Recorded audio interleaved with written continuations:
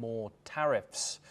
Moving on, China has said that it is seeking mutual respect and reciprocity in trade talks with the United States, as its negotiators are due to meet with Washington counterparts.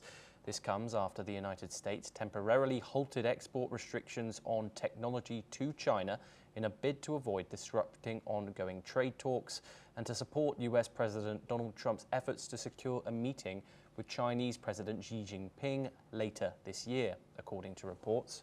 This development comes as Stockholm prepares to host a fresh round of US-China trade talks today, focused on long-standing economic disputes between the world's two largest economies. The US Commerce Department's Industry and Security Bureau, which oversees export controls, has been reportedly advised in recent months to avoid tough moves on China. According to reports, the White House and Commerce Department have not commented on these claims. Andrew, we are joined by you once again. Beijing has said it wants respect and reciprocity in these talks. What leverage does China have going into them? Well, China has a unique average, which is not, of course, found in European Union countries or any other countries in the world.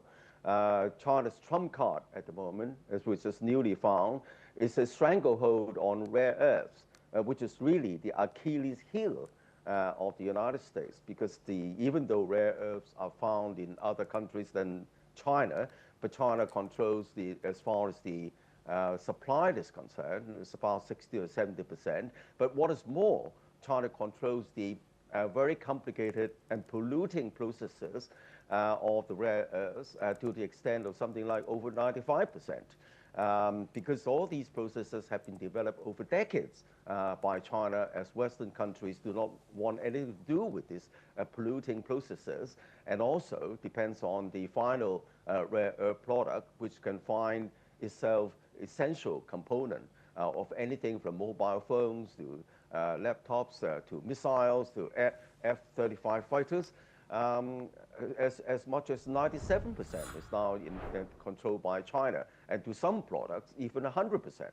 So I don't think that, and it's not easy for that to be replaced entirely, at least by any Western countries. So I think that China's now got the stranglehold over the Trump's coercion. This stranglehold is not found in any other countries, and that's gives the China the confidence to negotiate a better deal compared with the European Union. Yes, indeed. Do you think we're seeing a tactical softening from both sides, or is this just a pause in an otherwise escalating economic rivalry? It's not just trade, it's not just rare earths. The two countries have many differences, apart from ideological differences.